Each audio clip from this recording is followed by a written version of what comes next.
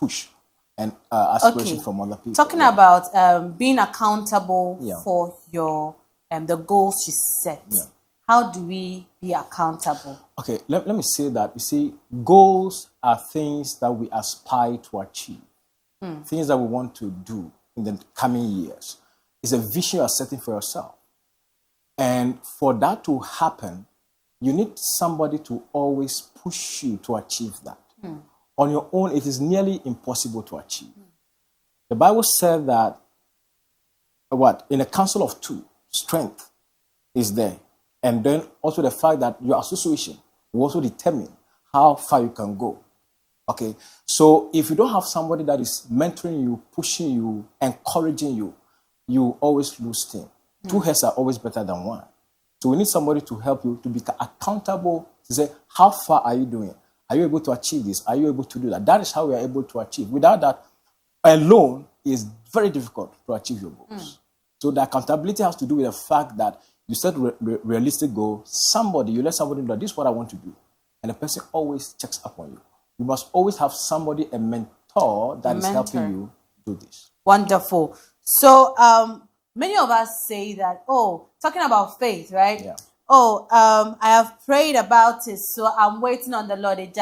But they that wait upon the Lord shall renew their strength. So we are waiting on the Lord. But how do young people know when to wait on God and when to move their feet? You see, when it comes to goal setting, one thing we must understand that every goal you set must align with God's purpose for your life.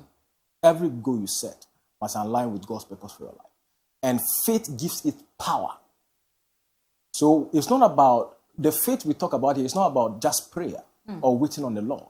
It's the fact that you wait on the Lord, you set the realistic goal that aligns with your faith, and then you follow through it to achieve it. Talking about purpose, many of us youth, we throw this word purpose around it. You need to know your purpose. You need to know your purpose. I'm walking in purpose. 2026, I'm going to walk in my purpose. How do you know your purpose, especially God's purpose for your life? I just finished a mentorship program. I have a book actually that I could share later on, a PDF, small one I wrote. So I did a program recently, Live, Love, and Lead with Purpose. Now, purpose is the original design that God has designed you for. And everybody that is born on this earth was designed to solve a problem. Everyone. And the day you discover your purpose, you begin to live a fulfilled life. So how do we... So to discover your purpose, Miles Monroe says, go to the manufacturer. But the manufacturer is God. Every manufacturer has a manual that guides you on how to use the item he or she has produced. So let's go back to God and ask him, hey, bros, what's up? Why am I here? Why am I here? What problem am I solving? And then also the things that we naturally are able to solve easily. Many times, you see, when you see problems in the society and you have that edge, that feeling, that passion to solve it, God is calling you to solve that problem. That is one way you discover your purpose. Another way, so you go to God, pray, he will guide you. And then two, ask friends. Then you see, there are gifts that are given unto us, natural gifts, natural abilities. Unfortunately, when it comes to our parts of the country or of the continent, what happens is that we kill that talent. Yeah, right. We bastardize it. We bastardize it. And then the school system doesn't even help us to achieve that. That is the challenge. So one, go to God. Two, ask people what you think they think about you. And then get mentors who can help you, guide you to achieve some of these purposes. Then you yourself naturally look within yourself, reflect, and ask yourself, what can I do to make an impact in this generation? Talking about getting mentors and asking people, there are times that asking people what they think about some of the things that you perceive as purpose. Let's say me that I'm sitting here, I ask maybe Devoice, who is my friend, that Devoice, what do you think I'm good at? And Devoice tells me, because it's like you are good at dancing, so you are dancing, no? Do you understand? Yeah. But deep down in your heart, you know that when it comes to philanthropy, foundational work, you're good with it, but anybody you talk to concerning this foundation thing, philanthropy, they begin to discourage you. They begin to bring logic that, oh, how many successful foundations do you see in this country? Most of them are politically affiliated. Many of them, their parents have money or they have some connections with. So you ask, even your own family, you ask them and they'll all begin to talk down the idea. Your friends will talk down the idea. Now, you need a mentor who also sees that same light, and you're also not getting such a mentor. So somebody like that, how does a person manage? There are mentors all over the places. There are mentors all over the places. You see, many times we think that somebody big, somebody famous, somebody who is in the limelight should be our mentor. Somebody can be a mentor from afar, but then God has always placed people around us to mentor us. We just don't see them. There are people all over around us. You could be your father, your pastor, anybody in leadership position that can give you moral guidance. These people are around us. God will always place people on your way to guide you to achieve your purpose. Definitely. Unless you have become myopic, you don't want to actually recognize that this person could be my mentor. So they are there. And you see, some purposes are loud. Some purposes are silent. And even though we have one purpose, one particular goal to achieve, sometimes it is loaded to achieve. You have a lot of purposes that align to only one. Only one. So the loud one, the loudest is what God wants to achieve. So you talk about dancing, philanthropy, and all those. These are gifts that you have. But what is it doing for society? Is it entertainment or what? Okay. So these are some of the things we have to look at. But I can assure you that if anybody is listening to us now and they want mentors, they want mentorship, you can join my mentorship program, and I'll guide you. Every goal you set for the next year, for the years to come, join my mentorship program, and we'll guide you to achieve them. Every milestone will be guided. So how do they join your mentorship program? Well, you can send me a message on WhatsApp, or you can send me a message on my website. I think the website will do. Yeah, www.maulinyado.org. www.maulinyado.org. Okay. Yeah, so we go to that website, everything, you want mentorship, you want teaching, you want counseling, everything is there. You want to purchase my books, they are all on that website. Wow. You can send me a message there. Or can I put my number? Oh, no. Thank you. People are dangerous. Thank you. People are not people. So I don't have a problem with that. that. I think the website should be. Yeah, so that's the website. I think myself, I typed your name and your website came out. Oh, sure. Yes, so you can type Dr. Mauli Nyado and you'll get his website over there as well. Okay, let's move on to the next question. For youth who feel their background, lack of connections, or social pressure is holding them back, how does faith help them to stay confident and focused on their path? So the fact is this. Your background should even be a factor why you set goals. Many of us are coming from poor backgrounds. I'm from a very poor background. But by the grace of God, I've attained my PhD. 2020, I told myself, in the next 5 years, I have to get my PhD. Yes. 2020. So you started your PhD 2021 or in 2021. Whoa! I started in 2021. And some people start the PhD and 2 years in they drop. Yeah, so that's why I'm saying that's where faith comes in. That's where focus comes in, and that's where follow comes in. So the reason this topic is important is you must have the faith. So the faith powers the thing. Focus gives it direction, and then following through gives it what? Result. That is very important. So faith gives the vision. Gives the vision. It makes it very powerful. So now focus gives it direction, and then follow through gives it what? Result. Wow. Okay. Motivational speaker. I don't understand. So it is very, very important to know that you can set the goal, but you must have faith that I can do it. You must see yourself achieving it, and you must declare it. So faith is believing, being persuaded this can be done. And then when you focus on it, there are a lot of things that are distracting us these days. Social media, for example, our phones. We'll come to that one, but we want to talk about the faith. So the faith is that I see, I believe, I declare it, that it must happen. And that is what makes it powerful. Because as we sit here now, anything can happen in the next 2-3 hours. We can die. Anything can happen. It can be a disaster or anything. But you just have the faith, the belief that I must plan my life. So no matter the background I'm coming from, and that's what I love about God. You know, one of my books, Great Expectation, Greater Rewards, I talk about Zacchaeus. Zacchaeus had 2 limitations. Natural limitation, his height, and then external limitations, the crowd. But he had one goal. He said, I want to see Jesus Christ. And that was his goal. The guy was rich. But he had all these limitations. You must overcome every limitation by hook or by crook. He had to run ahead of the problem.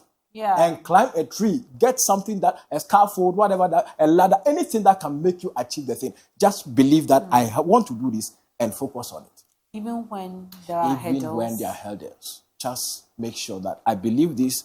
If there's a way, if there's hope, there is life, and we want to achieve this, you can pass through walls, you can jump walls, you can walk through the seas, you can walk through the valleys, and it is achievable. So your financial challenges will come. People will discourage you. You know, you have to, okay, I'll come to the sacrifice. There are a lot of things, but you just have to believe that I must do this. And it must be done. Let's talk about sacrifice before we move on to the focus in details. Yeah. Sometimes the people around us are more results oriented than show workings oriented. You see, somebody wants to become a millionaire and he keeps declaring, let's use Jesus as an example. He kept saying, I'm the Son of God. People expected him to show working. If you are the Son of God, bring yourself down from the cross. If you are the Son of God who slapped you, if you are the Son of God, turn this into bread. Do you understand? Yeah. But then the process, the hell, some of the hells you need to pass through before you emerge as the victor you are supposed to be. Sometimes so you are moved because naturally human beings are results oriented. Some of the things we do, you get it, to get the results, to show that you see I told you. Do you understand? You see, faith does not take away effort. It fuels it. So you see, when you set the goal, tell yourself, in the next 2-3 years, next year by December, next year by January, I want to show that this is what I've achieved. But you see, people are interested in the results. They're not interested in the process. Yeah. The process is tedious. Very. The process is difficult. The process is lonely. The process can be discouraging. But you must ask yourself, if I stop now, what will society say? If I lose hope now, what do I have to show for even starting the work? And this is where it is also important to count the cost of setting the goal.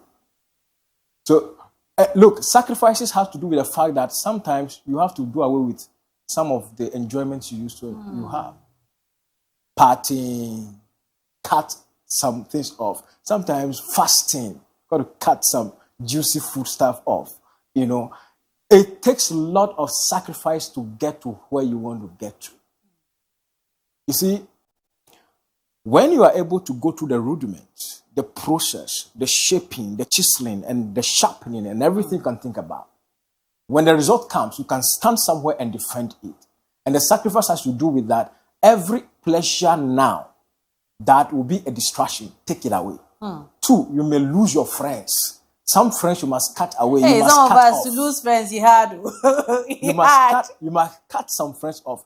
Any companion, any association that does not help you achieve your progress, anybody that does not talk about achieving the goals, making you a better person, becoming a better version of yourself, achieving your God-given purpose, cut such people off. They are not your enemies, but they are not part of the process now.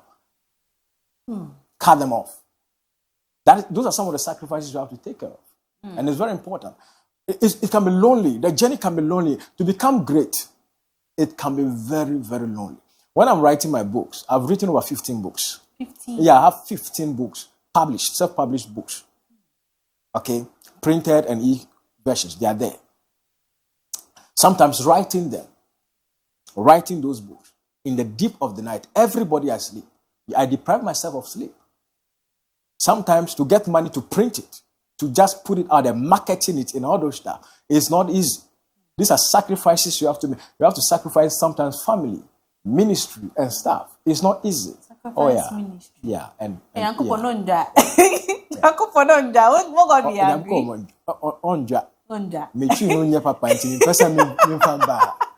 But there's always something to sacrifice. There's always no. You see, you must sweat. You must sweat. You must sacrifice blood to attain that glory. It is very important. Look, nobody who loves enjoyment achieves any great thing. It takes discipline and sacrifice to get there. I can assure you.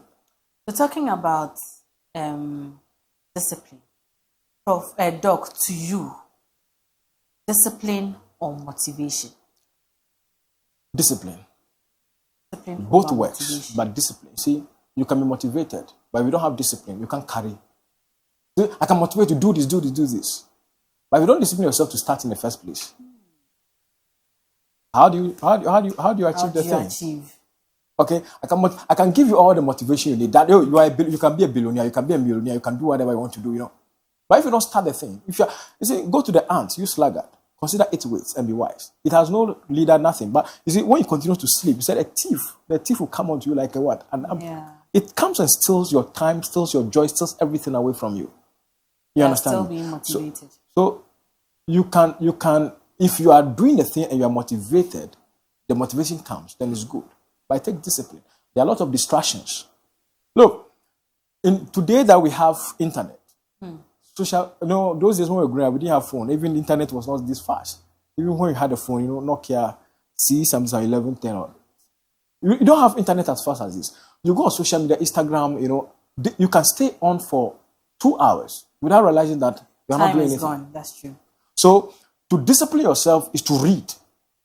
To discipline yourself is to cut off pleasure. To discipline yourself is to start the thing. To discipline yourself is to endure the pain that you have to go through. As I speak to you now, I'm studying law. Hey. Okay? Yes. I'm doing law, and sometimes I ask myself, Charlie, you have your PhD. Why are you doing this? Why don't you rest? Why don't you rest? But I look at it and I'm like, no. God has given me the grace to study, the ability to study. Daniel chapter 1, verse 17 said, God gave them ability to study all manner of things. And I believe that God has given me that ability to. But I have to discipline myself to study. And this is a new field altogether. You got to read. Wow. You got to read. Doc, let's take this question back to focus. All right. If focus was money, many of us are so broke. Yeah. What is draining us most? Distractions. What distractions? Distractions. I keep mentioning social media. Friends. Anything that takes away your focus. Anything that But then social media, yeah? Is it shaping the future, or it chop our time small? It chop our time small. It don't be so, it chop more. We chop more. You see, you have they guilty. Are they guilty? Some people make money off social media. And we help them make the money. And there are people who buy data, they on social media, and at the end of the day, they keep on buying data and they don't get anything out of it. Some of us are on social media to learn. I love motivational messages. And one of the goals I set next year is that every day I must listen to 20 minutes of motivation. 20 minutes? 20 minutes. Just 20 minutes. Early in the morning or evening before I sleep. Just listen to any motivational regardless speakers. Of who the messenger motivation. is. Anything that will motivate me towards my goal, I want to achieve it. I listen to the DAGs, most of the bishops in Ghana. I want to listen to them, motivational. And one of the goals I set is to read more books next year. At least by the close of next year, I want to read mental health, mental growth. There are about 5 areas where everybody must set goals. Talk of relational, talk of mental, talk of career, talk of financial, talk of health. These are very key, okay? And for you to achieve all these things, you must have focus to achieve them. So each person, before we leave, I may give assignment to our viewers. You can set 3 goals for each of these sessions. Just set 3 goals for yourself for next year and see how you can achieve them. We can help you achieve them. It's very important. Wonderful. Yeah. Let's go into this particular question. Motivations come and they go. If you are sitting here, you are motivating us. somebody also go on social media and get some motivation. But what should young people, I'm saying young people because we are the life of a society. Yeah. So what should we also rely on when motivation fails? Because sometimes the motivations can come and go and stale. So what do young people rely on? You see, I always say this: have a mentor. Mentor. That So is everything now boils down to mentorship. Let me tell you something. The things you want to achieve, other people have achieved. There's nothing new under this sun. You are not the first media personality or entertainment show host. People have done it over the years. All you have to do, look at what they did. Look at how they did it. Okay? And follow through. There's a blueprint already. So if you want to, and I want to say something. This is why we need mentors. There are things that you on your own you cannot easily do. There are places you cannot enter. But when you have a mentor, it's easier to do. That is very true. That is very true. I want to meet some people and I'm not able to meet them. My mentor just takes a phone and says, talk to this person, visit this person, and that's how I get to meet these people. I have a mentor. Somebody I report to, I give up. Yes. Wow. As I'm here, I have a mentor. I have somebody that asks me, how are you doing? How is your life? How is your marriage life? How is this? How is your relationship with God? So he's so interested in your life. But having a mentor like that, is it not nosiness? No.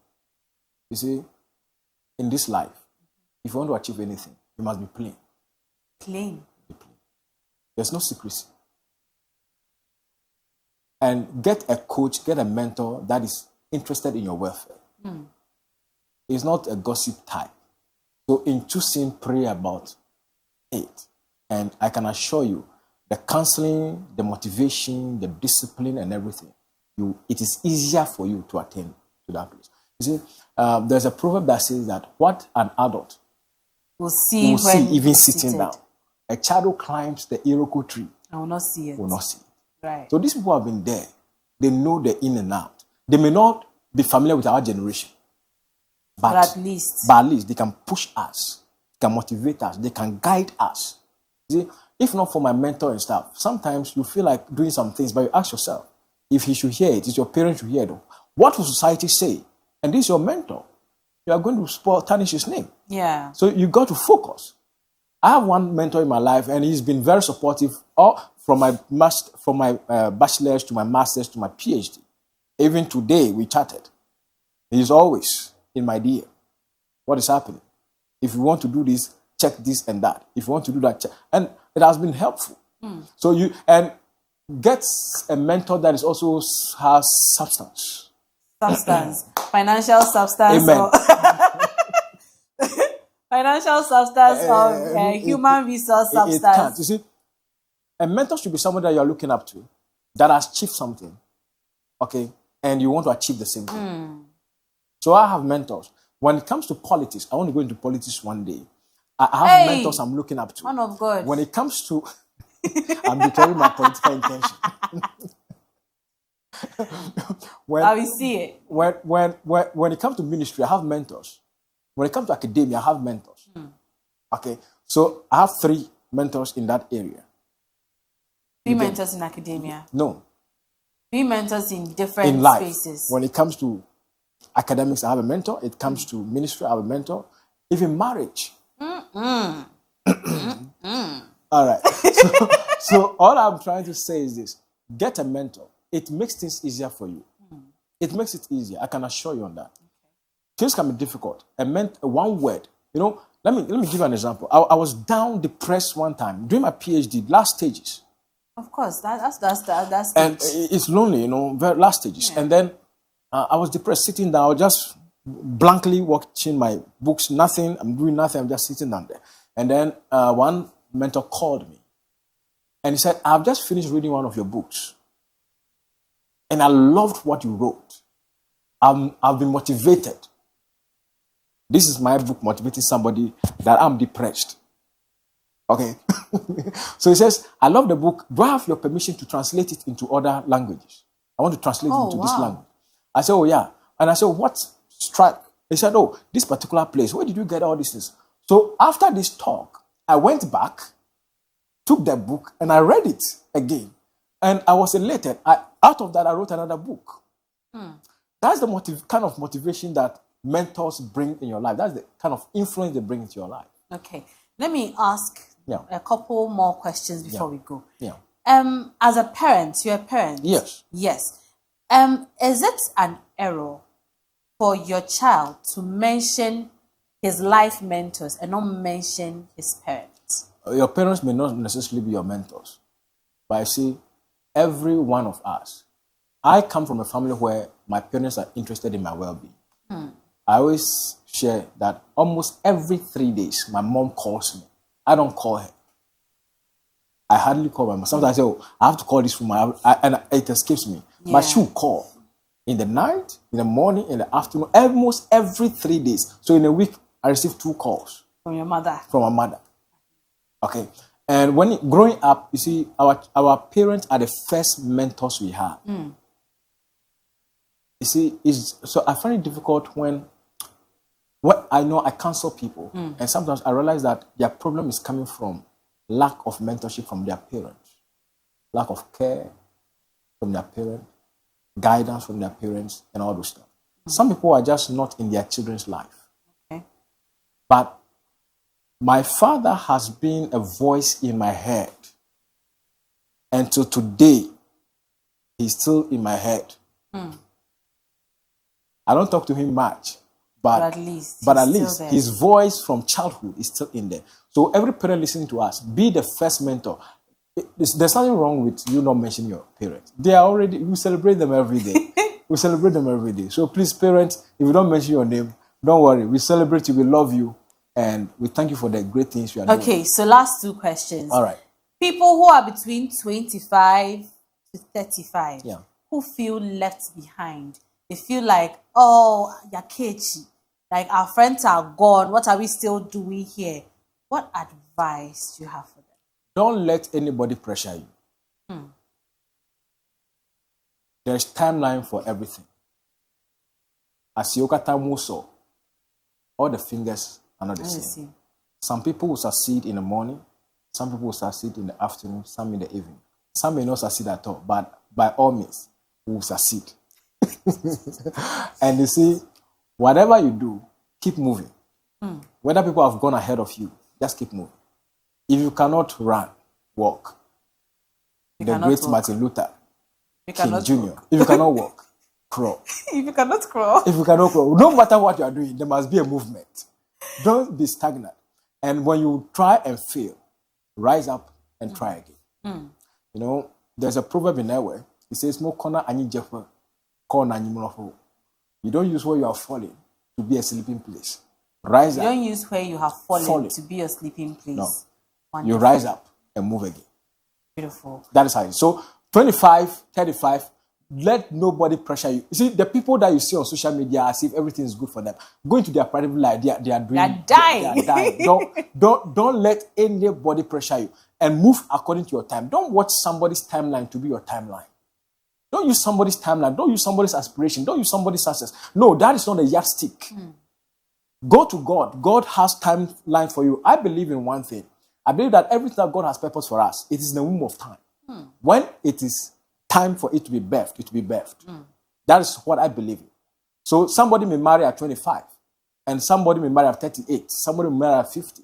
It is all marriage. Right. It is marriage. Right. So those of you that marriage has not come, relax. Don't rush. If you have failed mathematics, you have failed any subject, those who have just finished senior high school, don't rush. Some people are not meant to be in school. Find something else to do. If people are succeeding at selling clothes, don't go and say you are selling clothes. Go and do painting. Go and do something. If some people are good orators, they can speak. Somebody can sit here now and speak better than me. Very good orators, you know. But it doesn't mean that you are not perfect. You are not created in the image of God. Every one of us have our gifts. Everybody has gifts. Everybody, and everybody is important. So please, find your niche, find the time, find your place, and brighten the corner where you are. Don't rush. Don't put pressure on yourself. Right. Yes. So, last question. Yes. If 2026 was standing here, Now, if it was a person was standing here right now on the show with us, what do you think he'll be telling us? 2026 will be telling us that we can do more. We can do more. We can aspire to do more than we have done so far. And we should be prepared to achieve great things.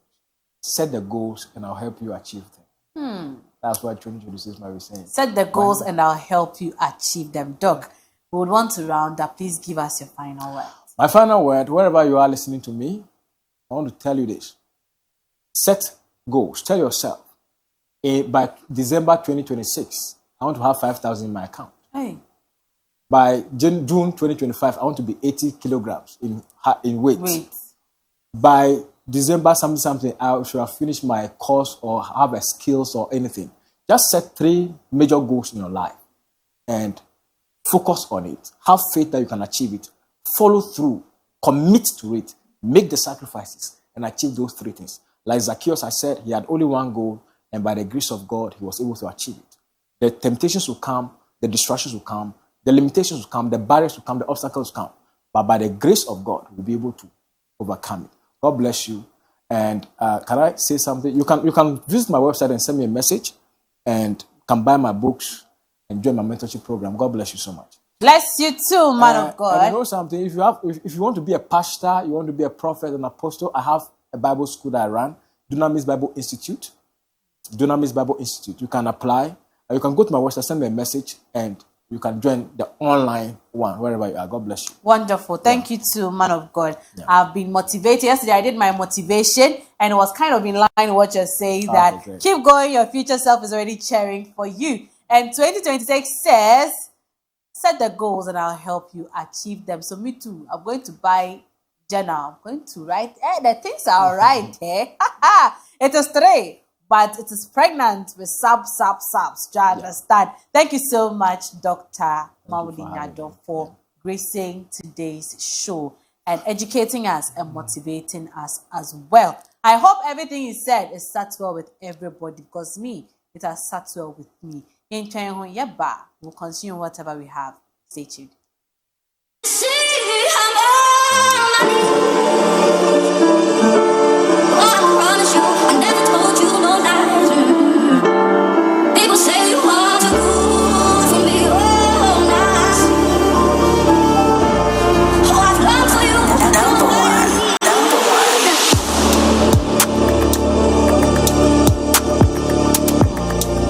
Sunny, I pay me and you.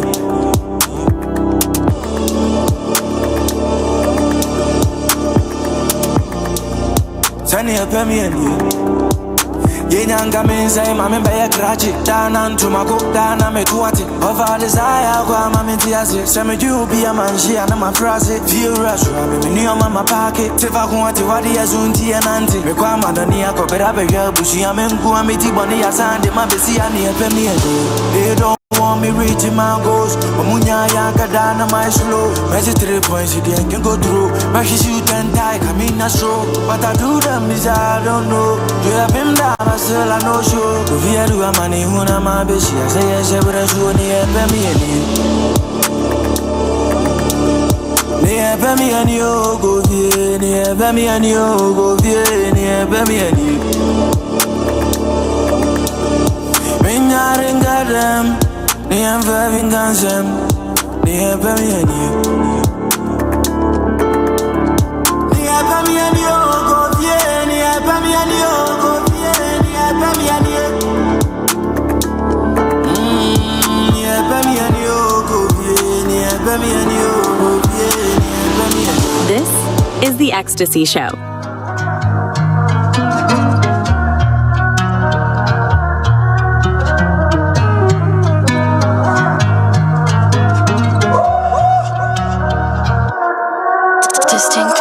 Where them boys, counterfeiting boys. They wanna piece and they're talking toys. Tell